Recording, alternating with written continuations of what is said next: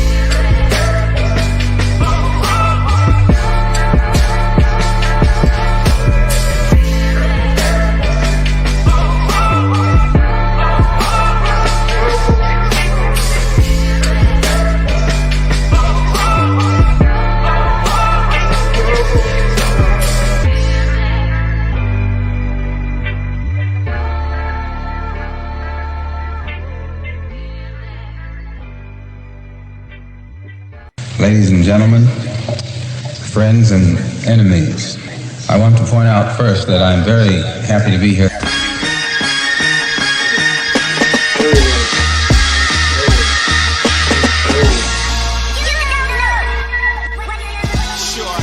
You don't have to answer that question. I'll answer the question. You want answers? I think I'm entitled. You want answers? I want the truth! You can't handle the truth! And that's the bottom line, because when J. Boney speaks, he speaks. What do you have to say about it? And how long has this been under the radar? Too long, if you ask me. Real Talk Junkies with Jeffrey L. Boney. Look, I'm not afraid to tackle a tough issue. Other people are scared to talk about this. Really? I mean, really? You had to take it there? And now, here's the host of Real Talk Junkies.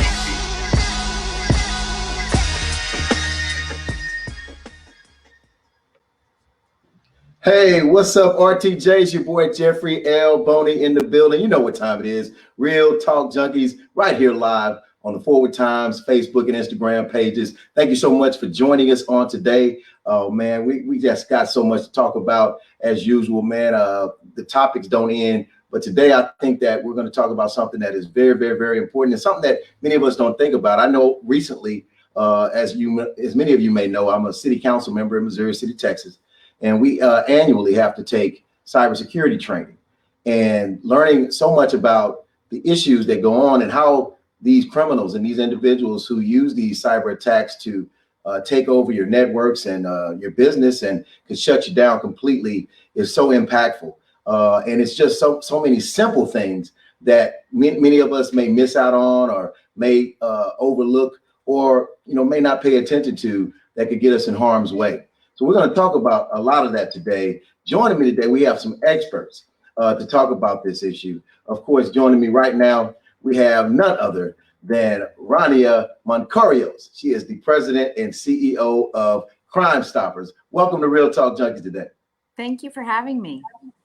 All right. So I know that you oversee Crime Stoppers and you all have a range of crimes that you have to, hear about, foresee, etc. And you try to do things from a prevention standpoint. But let's talk about cybersecurity. How big of an issue is this, Rania? It's a huge issue, especially given the onset of the pandemic when everybody was all of a sudden at home. Everybody, of all ages was living their lives through some type of gadget, a cell phone or an iPad or any type of technology We wanted to buy medical equipment all of a sudden. We wanted to connect with others. We were sharing everything. It's like every safety concern kind of went out the window as we moved our entire lives online. We certainly saw many people, the elderly people, say, of course, the elderly, but also younger people in the household become victims of cyber safety scams. Wow. So, let's talk about some of those scams that you've seen that I guess have been prominent, in this particular, especially like you say, in the midst of COVID. And I think a lot of people don't think about it. Sometimes we get text messages or emails or certain things from an alert standpoint. And I'll have some experts joining me today to talk about some of those things as well, specifically. But, as you are the head honcho over there at Crime Stoppers, I know you see it all. So can you tell some of the most recent things you've seen? Well, we've seen so much, and here's the problem. Everybody's online, and a lot of these conversations end up focusing or targeting the elderly in the household. We've got to make sure that the older people in the household know that when they get a text message that says you've made a purchase of an iPhone through Amazon, click to confirm, that's a scam. That's not a real alert. That is somebody trying to gain your information, gain access to your data. And we talk about these things, but you know what? People never think of the young people in the home. I bet you right now, your listeners, either in their own home or in a neighbor's home, know that there's a 10-year-old or an 11-year-old that has access to a cell phone. Those numbers are also getting targeted either by text message, either by spam email, with prompts to click, to download, or to add information. And those young kids are doing it every day. They don't realize that they're either giving information incorrectly straight into the hands of an online predator or scammer, or they're clicking and to their home devices. They don't have secure personal networks. They don't even think about that. They don't have authentication. They don't even think about that. So we've got to be able to talk about all these different things for the elderly, because people always go to the elderly in the home. But also remember that a lot of the users are really in late elementary school. So we've got to be talking to them as well. All right. Right now, we want to bring in a couple of experts to join you, Rania, today to talk about this issue as well. Representing Chrysalis MSP, we have Gregory Bledsoe and Tony Alberti. Welcome to Real Talk Junkies today. How you doing, Jeffrey? Hey, how are you? All right. Welcome. One of the viewers just made a comment that they get text messages from Amazon all the time. So let's talk about some of the things that are going on out here, Gregory and Tony. Specifically, I mean, you hear stuff like phishing and all these different terms and whatnot. Talk about some of the common issues that people are experiencing today with these cyber attacks. Yeah, thanks for having us on the show. A lot of times when we sit down with the business owner and talk about this very issue, we start off with saying, hey, there's another person in the room with us right now. And that person is what they call the silent killer. And a lot of times businesses are just unaware of the potential danger and the risk that cybersecurity can have on a business. Most of the time, companies that are attacked, if they don't have the proper incident response plan or password policies and things of that nature, they're out of business within 6 months.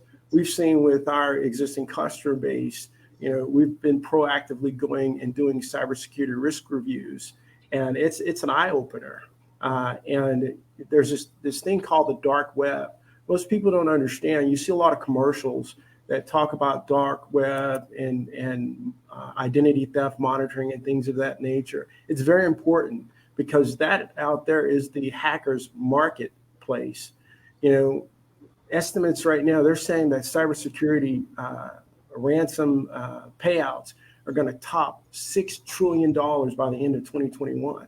That's some serious cash, and they are after people like me, like you, and other small and medium-sized businesses because they don't necessarily have all the expensive security systems and teams of experts on staff. So they're kind of just left to themselves and what's out there in the marketplace. But you'd be surprised. There's this thing called MFA, multi-factor authentication. That would probably solve 80% of the problems out there, especially with phishing, because I think that's how Howard University, in terms of their recent cyber attack, someone sent a phishing email, and that phishing email is socially engineered to be able to trick you into putting your credentials in that. And once those credentials are known, the hackers can just, get into the environment and you have no idea. So we always. So Gregory, I want to definitely delve deeper into that, because I think that a lot of people need to know some of these key specifics, because there's been several attacks that have taken place, highly reported and whatnot in the news. The Port of Houston just in August announced that they had experienced a cyber attack, and they successfully defended themselves against the cyber attack.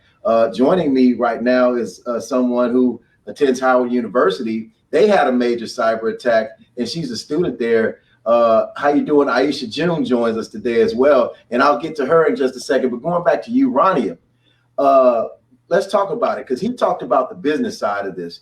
But there's public entities, there are individuals, there are so many individuals that are being attacked from a cyber security standpoint. And I don't think that we realize these cell phones, these laptop computers, these iPads, and all of these are subject to not only impacting, their course of their business or their entity, but their personal quality of life. So what are some of the you're a Crime Stopper, so how can we prevent these crimes? A lot of it is it always starts with information, with turning the lights on, with sounding the alarm, with helping people understand that this really happens. There are literally companies, whether they're structured here or overseas, that have call takers. This is their job. They clock in and clock out, going to work every day, dialing for dollars, scamming people for money. And it operates as a formal business entity. And those networks are vast. And they are, as I said, dialing for dollars, emailing for dollars, texting for dollars continuously. If we can help people understand, listen, I don't care if it's Amazon. I don't care if it's your bank. I don't care if it's your favorite retailer. If they're sending you a random email asking you to click and embed information or verify a charge, that's just right now, that's a red flag. Don't click on it. You can't exit out of everything. You can grab your credit card or go to your actual Amazon account and make a call that way, or check your statement that way. But if it's unsolicited and it comes to you and it seems odd and it's asking you for your information, right now, when you talk about the average person in the average household, we are saying that's a red flag, that's a warning, and do not proceed. Because unfortunately, 9 times out of 10, there's a scam attached to that inquiry. People have to just grasp that concept. So before I toss it to our college student from Howard, I do want to have a follow-up question. So what if you did click on that Amazon text or that information? What if you found yourself embedding that information and giving them the information that they were seeking? I mean, what is your recourse? Now you have to become a detective. Unfortunately, you've got to track everything, record everything, print everything. Alert your bank, alert your credit card company. You've got to start closing accounts. You may have to start closing accounts. You've got to now be hyperactive and protecting yourself, your identity, and your financial records. And that's a lot of work for an average. You're talking about the average person like me. That's a lot of work for us to do. It's extremely taxing. And let's not forget, I keep talking about the young people in the home because a lot of people overlook them in this conversation, but they're downloading apps. They think they're downloading an app or a game or buying something online. I guarantee you there are consumers across the country who are 12 years old out spending their parents sometimes online. These people are sharing information and they may not know enough to follow where their information's been taken or jeopardized or stolen. So we've got to be in control of this. And unfortunately, there's a lot of work that comes with sharing your information with a potential scammer. Aisha June joins us from Howard University. They recently experienced a cybersecurity attack. And as a student, I know that she was right there in the mix of actually experiencing that situation. Can you speak to Aisha, that experience at Howard and what you guys endured? Definitely, definitely. I would say even over here on Howard's campus, just and that point that you were making of just how easy it is, just for those phishing emails to happen. Those sort of emails, this fall has been a definite like big hit. But those emails were more common throughout the year. I would say it's not the first necessarily if phishing ploy or plot but it was definitely one with a very big effect on the university, canceling classes for at least or making all classes, virtual, if not in person, because teachers can't log into their emails. So how can they communicate with students or even host Zoom meetings? And even at the start of the school year, it was definitely an eye-opening to see how cyber information and cyber attacks are affecting us in the real world. They're actually pausing us and holding us up in this time where we have, in a pandemic, adapted to a very virtual and very on the internet, on the web kind of way of functioning. So it's definitely one that opened my eyes a little bit more to cybersecurity. Got you. Ronnie, I know you have to go and whatnot, and thank you so much for joining us here. Any parting thoughts, as you go to your next meeting? No, I just thank you for the conversation. It's so important to be had, and I hope everybody's listening and shares it. Thank you again for having me. Thank you, Rania. Rania Moncario, CEO of Crime Stoppers. Thank you so much for joining us. All right, jumping back to you guys, Gregory and Tim. So you heard what Rania stated. You heard what Aisha talked about relative to what happened at Howard. Let's talk about some of these key terms. Of course, they're kind of high level for most of us common folks, but these things are real and they've been around for a long time. We've heard the word phishing mentioned several times here on Real Talk Junkies today, but let's talk about some of the other things. What actually is phishing? And let's talk about some of these other terms that people need to know. Yeah, so phishing is basically where a hacker will send you an email, and usually that email is trying to get your credentials or to get you to click on something where they can either deliver a payload into the environment, or they can, like you say, send you to another website. There's a common one out there for Office 365 is they'll send an email saying, hey, you need to change your password, or it's time to change your password. You click on the link, it sends you to a website that kind of looks like Microsoft's portal. The unsuspecting user puts their information in there, and bam, if there's no MFA, they're into the environment. Just that simple.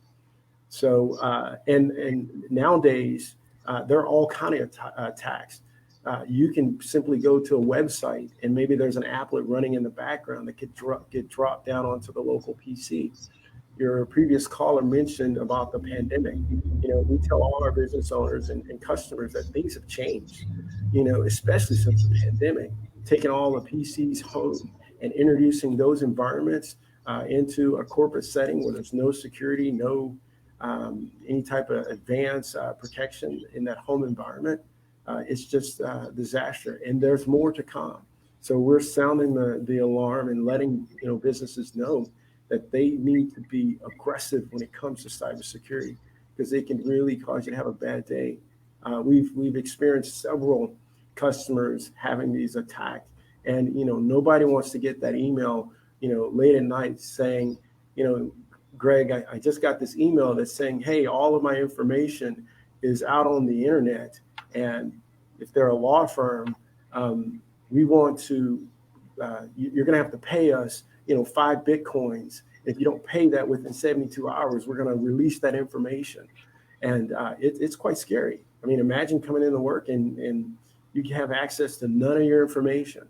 And one thing I can't say about Howard, and you reading in the news, is they did have an incident response plan. So that was great because everyone knew their role, what to do, and their plan to do virtual. So hats off to them, because I would say every business needs to have some form of incident response plan. if a disaster happens, because it's not a matter of if, it's just a matter of when. You know what? I mean, I think about even here at the Houston Forward Times, we experienced a major cyber security attack, man, and what they do, and you're right, it's scary because they basically held us hostage. Yep. And stated, hey, look, we have access to your information, and if you want it, because they locked up all of our key documents, and stated, hey, look, if you want access to these documents, you're going to have to pay handsomely.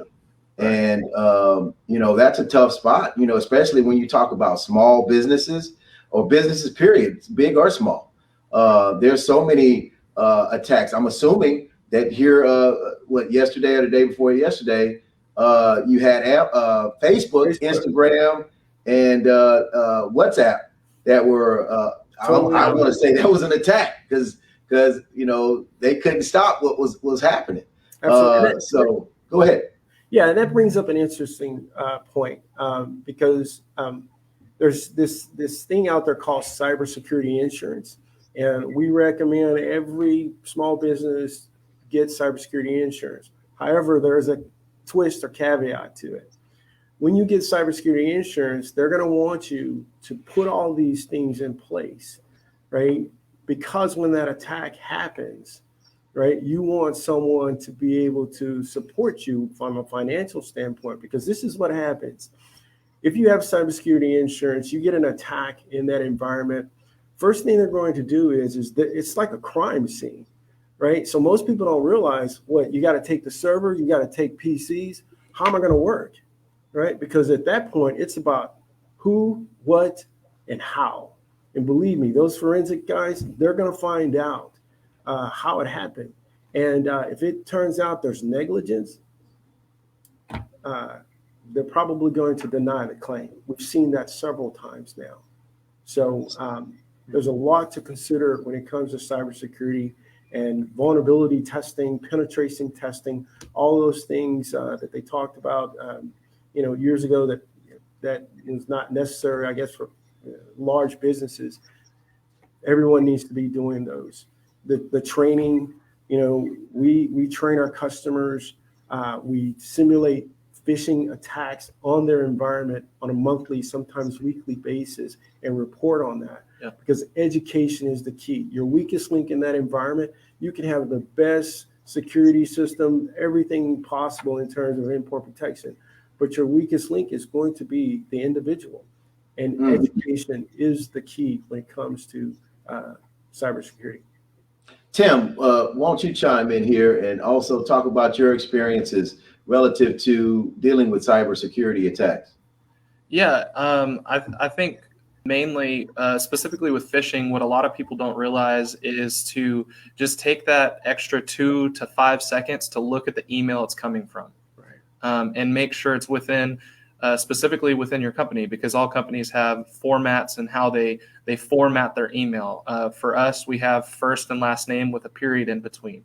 And so sometimes what attackers will do is they'll create a similar looking email that has a period or a comma or something in a different spot. And so if you're just quickly scanning, it looks like it's coming from someone or somebody within the organization. And so you trust it. And so they build that trust factor with the person. And so if you just take that extra 5 seconds to look at who the email is actually coming from, in my personal email outside of work, I'm also a pastor. And so I get a lot of emails from a bunch of random people. And so I will take that extra time to look at it to make sure this isn't a scam email or this isn't something just trying to get my information. And so taking that time to look over the actual email itself before responding and the information it's coming from really helps you to guard yourself, because you're educated on, okay, this is what a typical email should look like. There shouldn't be a funny return address. There shouldn't be, something that is out of the norm.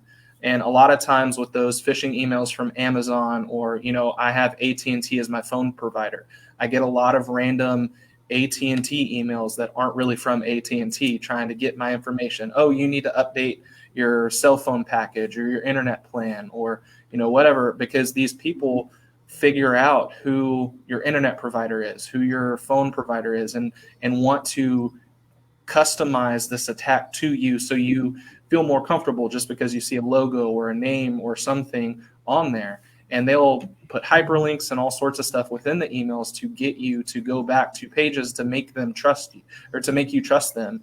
And so that extra detail of looking and getting that training of what to look for and what should be a red flag, I think is probably the most important thing, that education factor.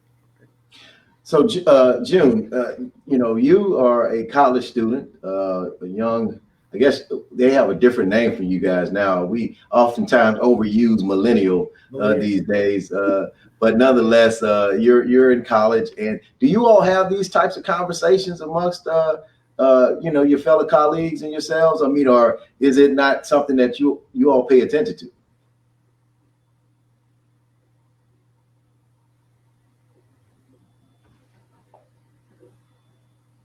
Are in the age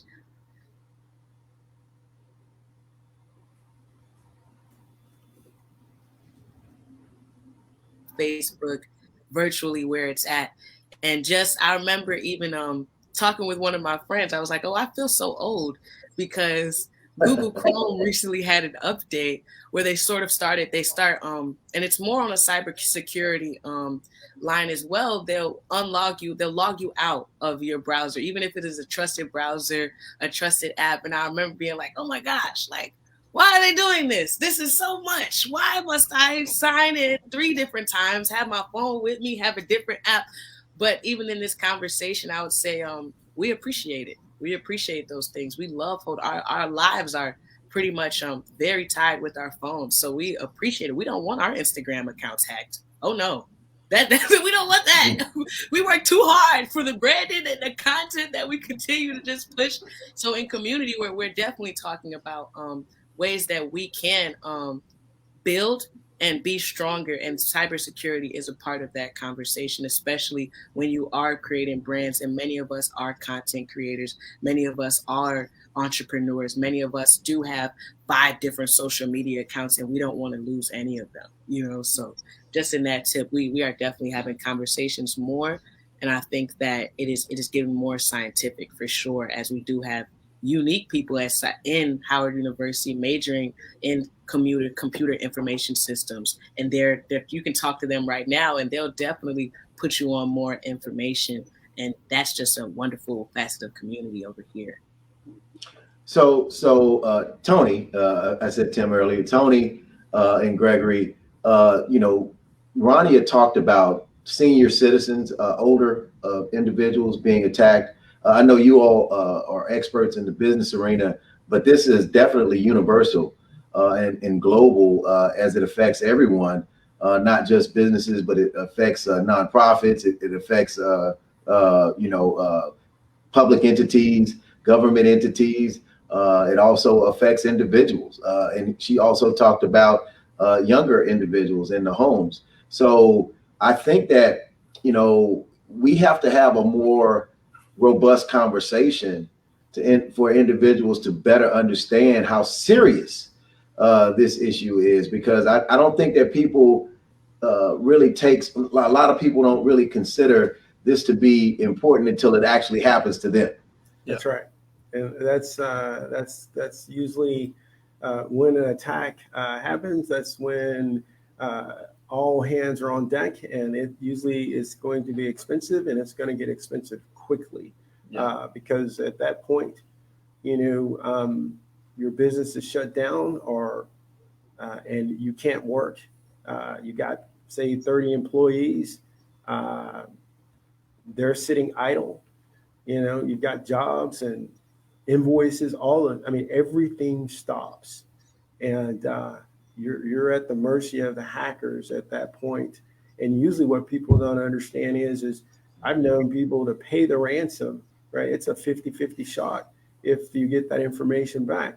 And what we've seen in our history and experience is that maybe the first attack is just to test the waters, see how much damage they can cause. Because remember, once they get into your system, you don't know if they planted something. You just don't know. But you just see a ramp up period. And if you think of it like this, our lives are so much on social media. If I was an attacker, I'd look at it from a marketing standpoint. First I'd find out who my target was going to be. I'd go to LinkedIn. I'd find out who the president and CEO and the financial people are. Maybe I'd make a phone call and said, hey, listen, who's in charge of, your copier bill, just to confirm that. Then I get their email address and boom, I start a phishing campaign. That's just how easy it is. Man, Gregory, you sound too convincing, man. I'm telling you. We've just man. I guess that's why you're the expert, man. I'm like, I'm starting to look at you sideways over here, like, wait a minute now. No, I'm just teasing. Yeah, but hey, listen, I think that what you just shared was so important. I look back on so many instances, man. I received different emails. Of course, everybody knows the famous ones that always used to come forth from the people in Nigeria or somewhere in Africa, where they'd say, my uncle just got assassinated and left me like $100 billion, and I need to transfer that money. I'm trying to get to the United States. And the only way I can do that is if you provide me with your route number and your account number for your bank.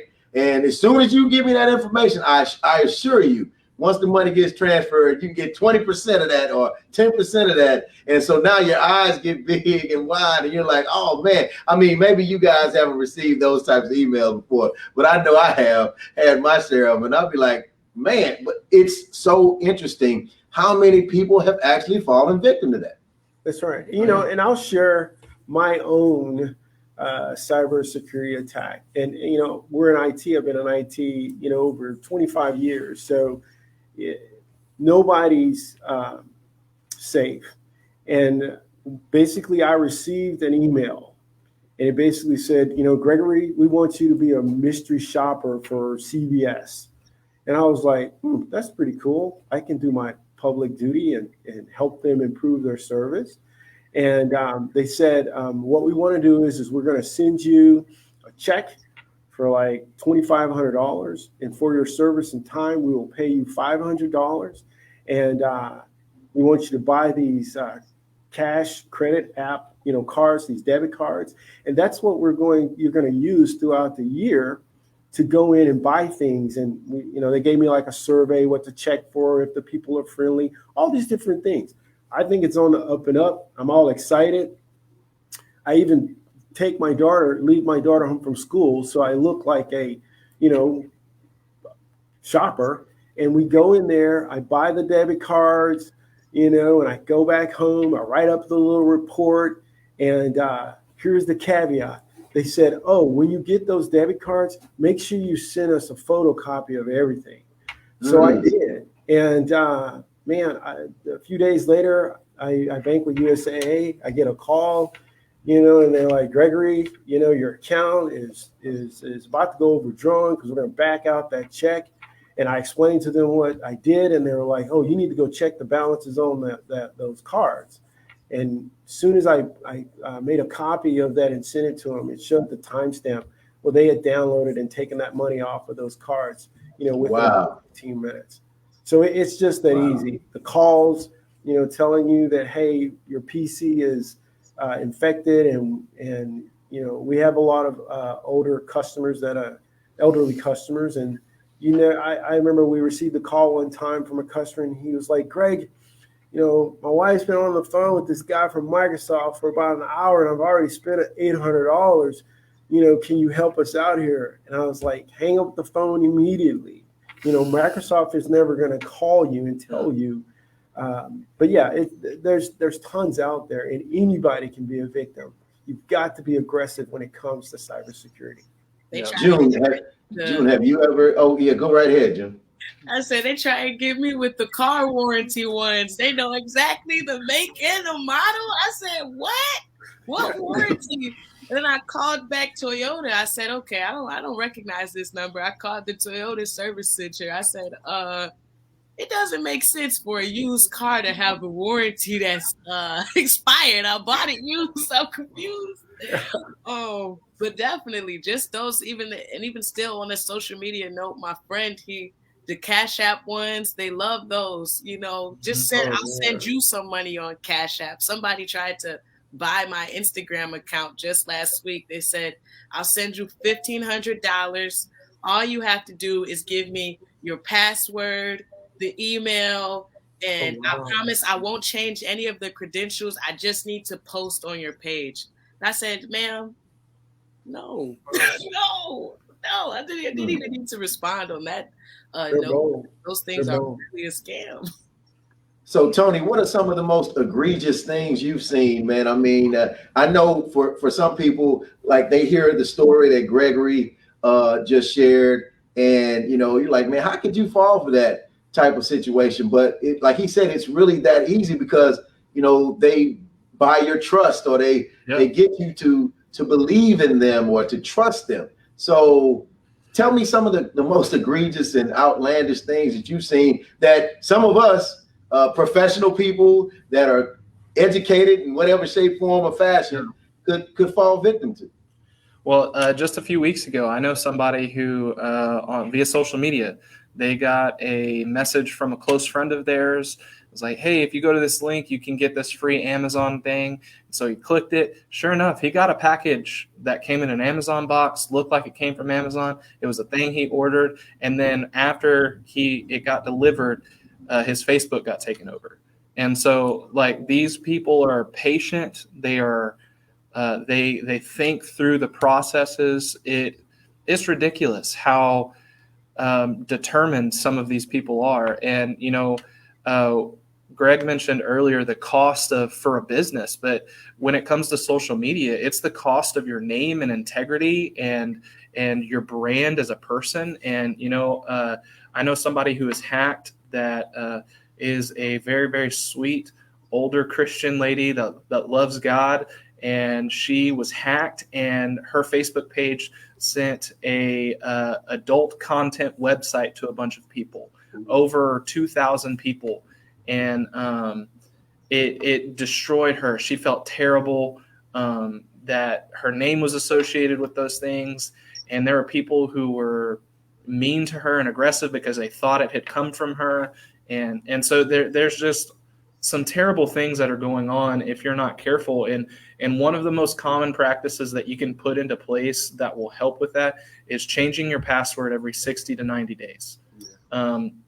You change your password to everything every 60 to 90 days and make it something that, a passphrase that's, I love hamburgers with ketchup or something like that. That's longer. It's something that's memorable for you that you don't have to write down, but it's something that somebody won't just randomly guess or, put something to, is very powerful. Or using some sort of password manager where you only need to remember a master passcode, so. Yeah. So Tony, you're telling us your password is "I love hamburgers with ketchup." No, that's actually an example we use. Oh, okay. I just wanted, not that I was going to use it or anything. I just was asking. I'm just asking, man. Yeah.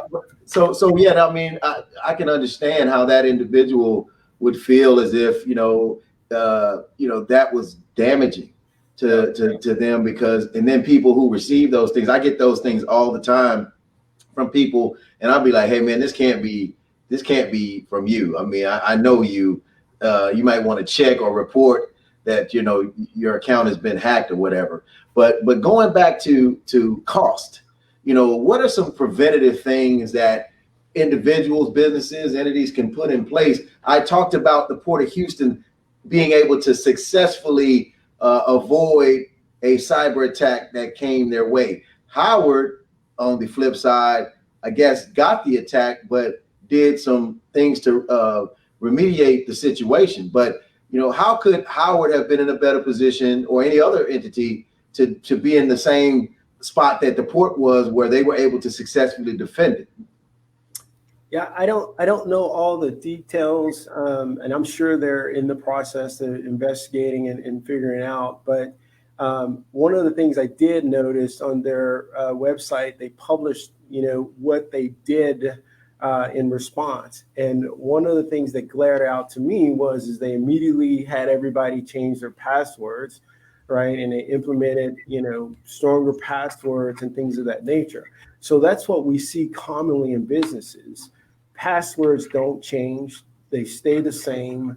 There's no MFA, a second form of authentication when you do use that password. So I would imagine that it was probably related to maybe a weak password, and maybe it didn't change, and someone got into the system. But you definitely need to a password vault. One of the things that Tony mentioned earlier, and basically that password vault will have all your passwords. So you imagine me, an IT company owner, I've got probably 1,000 passwords, and I don't worry about changing them. The system makes them as long as I want, 32 characters. I mean, I couldn't possibly memorize all these passwords, but I only have to memorize one master password.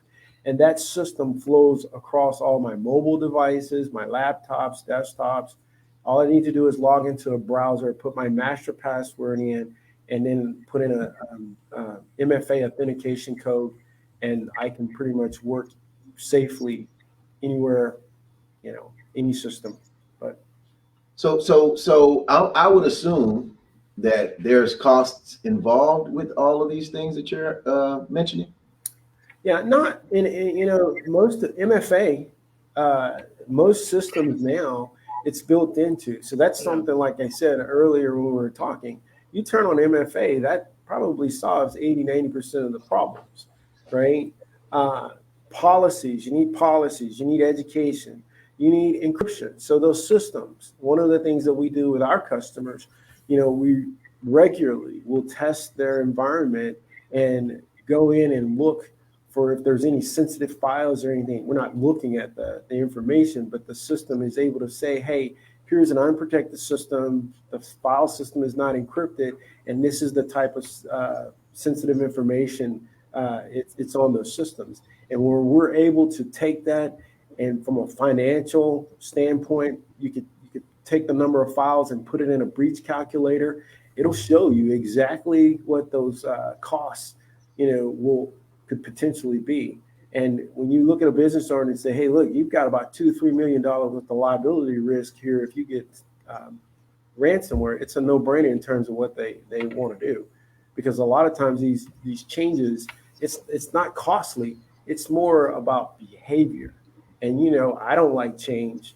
I don't like changing my password every 30, 60 days. It's enough to drive you crazy and going to different websites and putting in a code. But that's what's necessary in today's time. I recently received an email and it came across, and I had to really pay attention to it because I've been taking these cybersecurity trainings to learn more about the different things that are out there to protect not only myself, but protect the city that I'm representing. And it came from what appeared to be the city of Missouri City, Texas.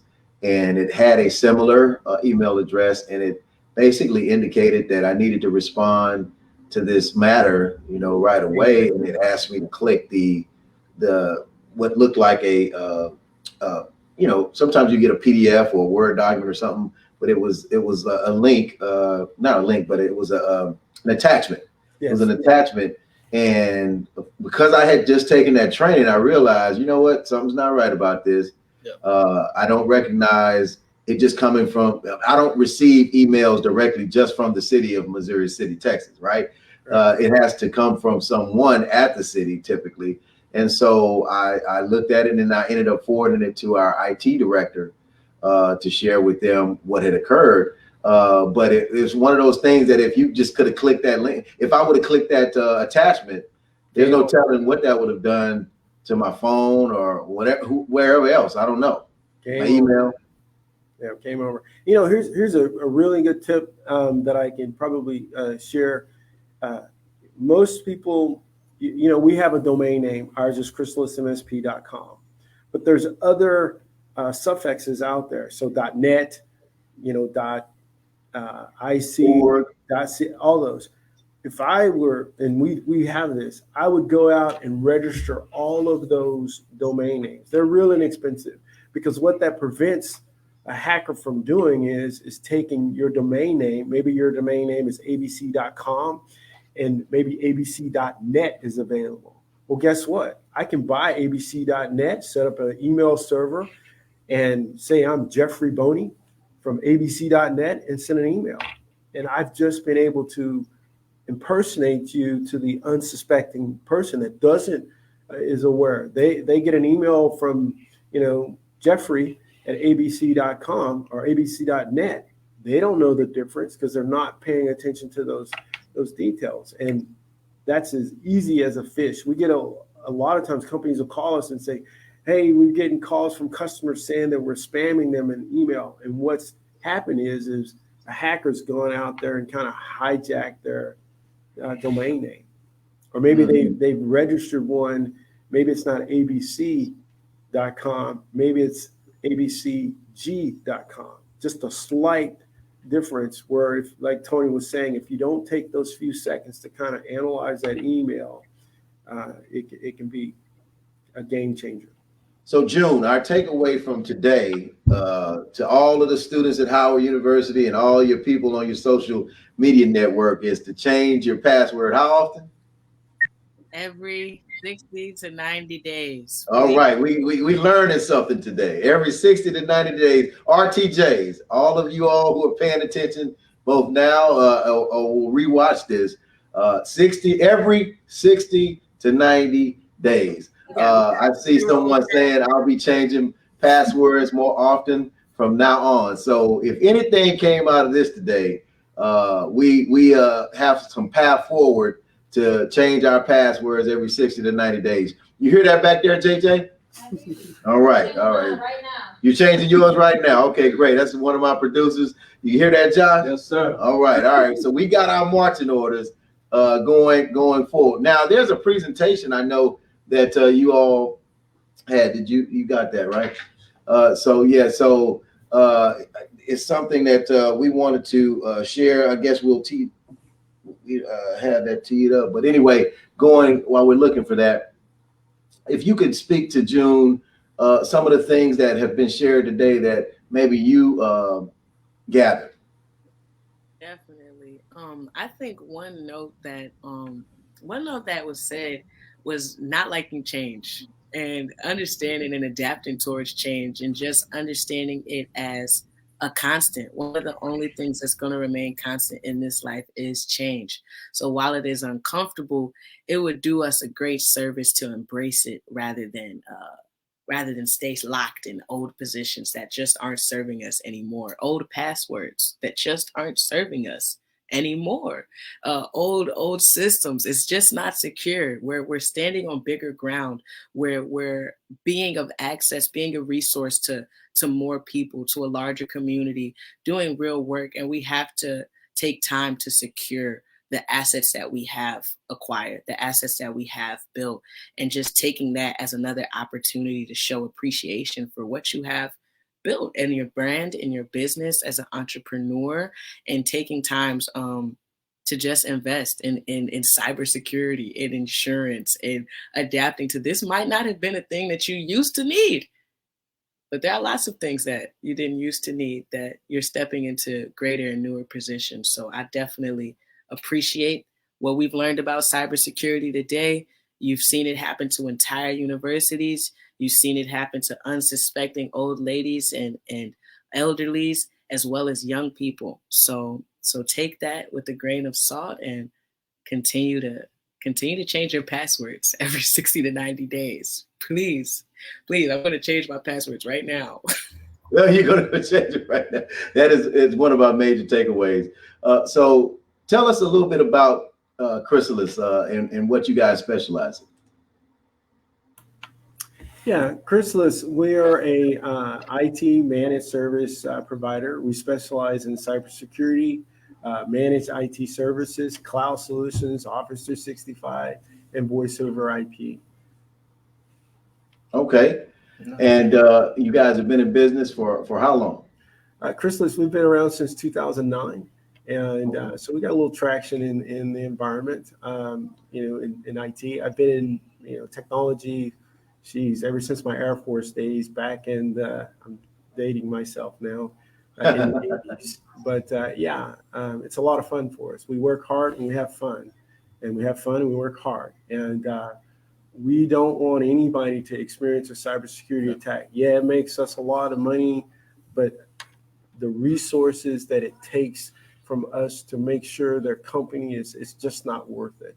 Yeah. And an ounce of prevention is worth a pound of cure. Oh, that's a great comment. So malware is another common term in this space. What is malware? Malware is maybe it's like you were saying earlier.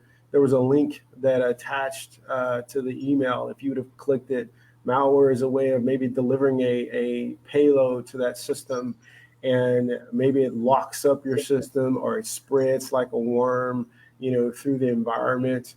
And it's designed kind of like what happened at Howard to have a denial service attack, where you can't use their systems, like Facebook yesterday, right? We don't know what happened, but I'm sure we'll find out here pretty soon. But yeah, malware, worms, there's all different types of attacks that can happen. We have these little USB drives where we've written code if we'll go into a customer's environment and maybe we'll just drop it on the desk, right? And you'd be surprised how many people will pick that thumb drive up and plug it into the system. And basically we have it pop up an email screen that says, hey, you've just been hacked, contact your IT company, right? But there's tons and tons of ways hackers can get into your environment. And as we said earlier, it's a marketplace. So this is a business for them. And with $6 trillion by the end of 2021, I mean, that's a pretty healthy market in terms of opportunity. So, yeah.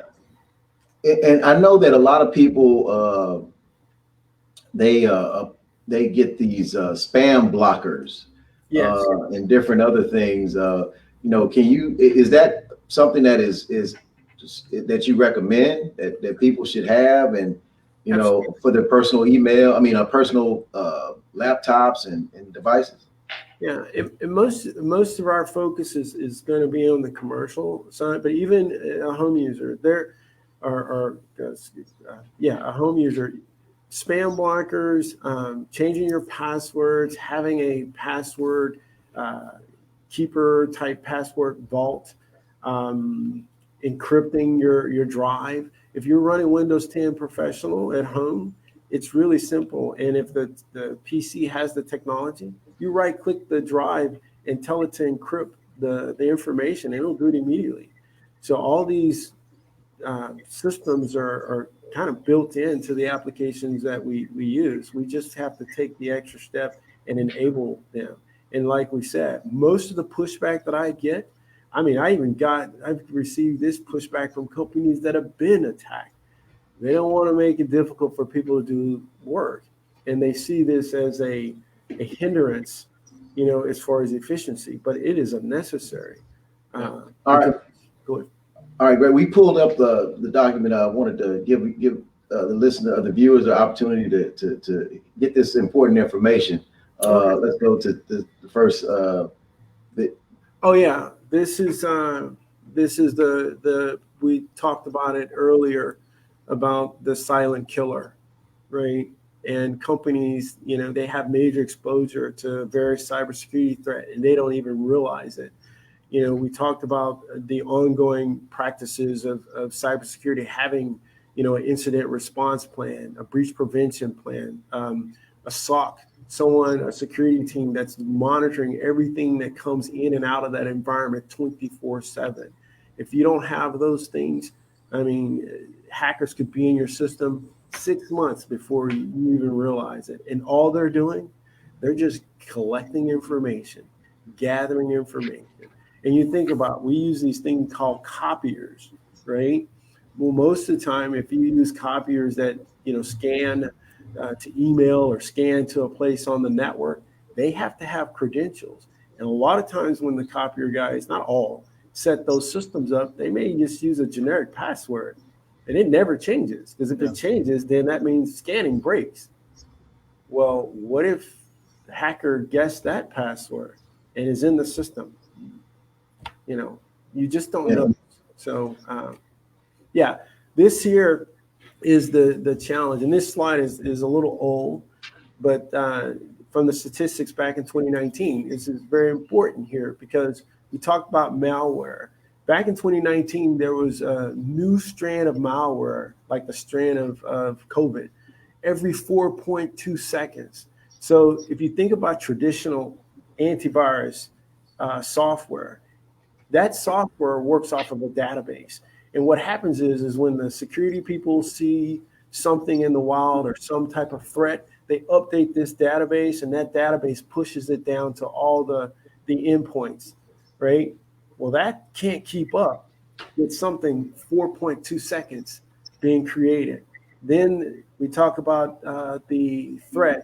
92% of attacks are delivered via email, right? And like I said earlier, the average time it takes for you to discover that a breach has happened, unless you feel the impact of it immediately, it's about 120 days, right? And 50% of businesses that are attacked, they don't do anything to change.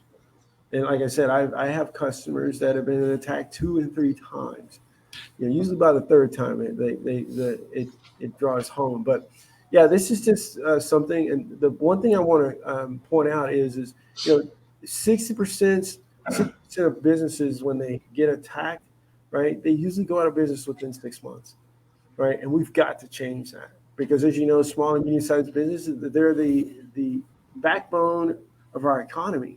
And an ounce of prevention is worth a pound of cure. I'll just keep driving that home because there are simple things out there that you can do to protect that environment. Yeah. Tony? Yeah. He said there's simple things you can do to protect your environment. Google Authentication app, that's free. And you can put MFA on your device and MFA on important apps. I have it on my bank account app. And so, I have an iPhone, and so it wants me to use my Face ID all the time to kind of get into my programs and everything. But I've decided not to do that. So I have to go through the multi-factor authentication. So that way, if my credentials do get lost, because a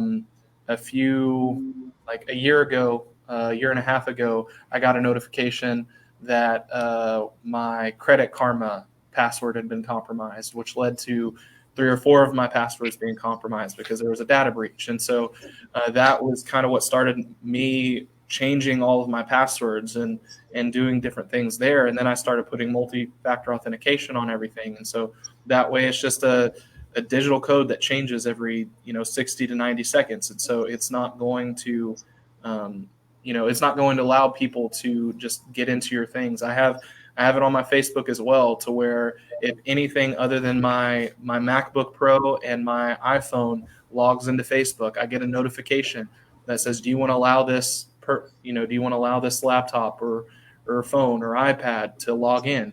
And no, I don't, because that's nowhere near me. I'm not the person doing it. I don't want to do that. And then I go change my password. And so so just putting those simple steps, if we can drive that home, just putting the simple steps in process, it may feel like an inconvenience at the moment, but you don't know what you're protecting yourself from.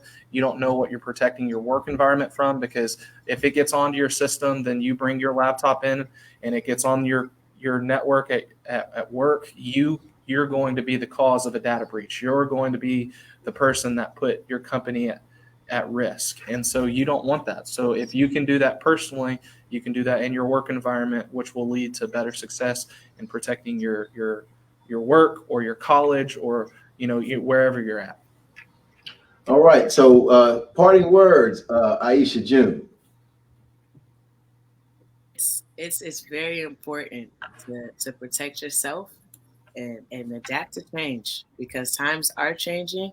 and we are all here, young, old. We are all moving and learning through this cyber security, this cyber web, this virtual advancement of technology, and these trends. We're all here together.